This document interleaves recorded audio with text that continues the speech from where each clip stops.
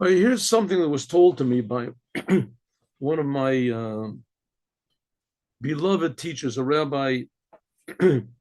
His name was Abba Pliskin. I have a picture of him somewhere.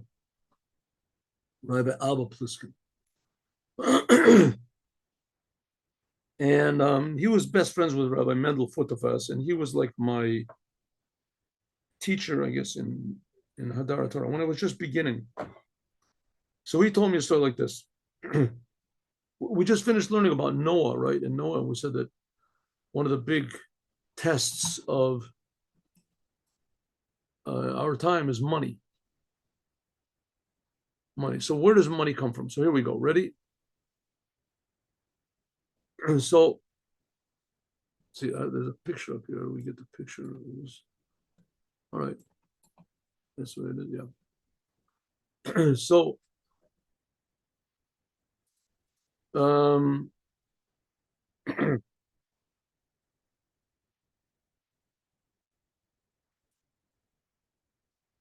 see how it goes. He asked his teacher, or he heard from somewhere that on Thursday nights the Chassidim used to learn Lakuti Torah. So, but God already knows what's written in Lakuti Torah. So, what does He do? That God spends all of Thursday night looking for a holy coin to give to a teacher of children.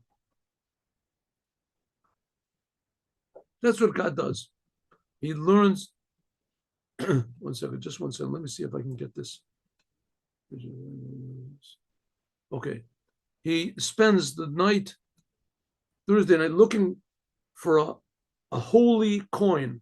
Let's say a holy $10 bill to give to a teacher of children. Now, usually, teachers of children, people who teach children, they have families themselves. They have to make ends meet. And they don't get paid very much, teacher. And being a teacher usually is not a very, how do you say, a clever way of making money. In other words, you do your job faithfully and you get paid. It's not that you can raise prices, lower prices, give and take. It doesn't take much of a business sense to make. You just have to have faith in God that you'll get paid. So anyway, so Rabbi Abba Pliskin said he heard this from someone that on Thursday night that God looks around for holy money to give to to simple Jews, and he couldn't understand what it meant. So he went and he asked his teacher, and his teacher said that he also asked his teacher, who told him that he heard a story that might explain it. And the story is like this: there was a great tzaddik whose name was Rabbi Zusha from Anipoli. He was a good friend of the first Rebbe of Chabad. In fact, he has his approbation in the beginning of the book, the Tanya. It's written there. A very very holy man. So he used to travel around from city to city, and he would settle himself into a synagogue, and he would sit and learn Torah. And that's how he would refine the whole entire city. And someone would usually notice him, and they would bring him food. And he would sit there and learn, and they would bring him food. Said once he went to a city, a town, Jewish town, and someone noticed him and they gave him food. They would bring him food like 3 times a day. What, one time a day, whatever, they would bring him food. And that person who brought him food got sick.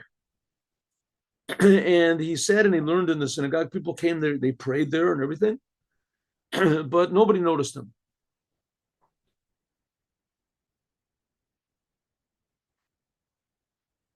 But nobody noticed him. And after 2 days, coming into the third day, he was very hungry. So he said, God, Zusha is hungry.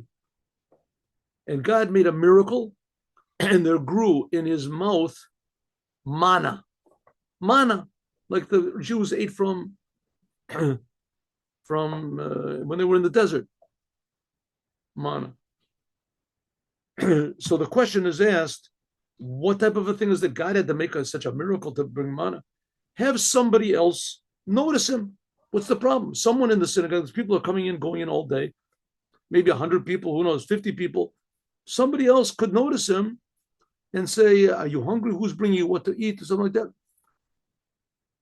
That wouldn't have been even such a miracle. Why didn't God make it that way? So the answer is that no one in the town had the merit to bring food to Rabbi Zushi. In other words, food, kosher food, is not necessarily holy food. Those people who had the merit to bring food to Rabbi Zusha, they had to be special people. Not everybody could do it. So the food ends up that the food was special. So it's the same thing with money. There's regular money, and then there's holy money. Holy money is money that's earned totally honestly, with total trust in God. You have to work. You have to work, and your product has to be a good product, and you have to have customer service, and you have to be, how you say, honest and caring. But nevertheless, it's all taking God first. And then the money becomes holy money, and the money goes further. And you can buy more things with it, and you can buy the right things with it, and you don't waste it on doctors or whatever. So there's different types of money. There's regular money and there's holy money. And holy money is what really makes the world go around. Have a good day with Mashiach now.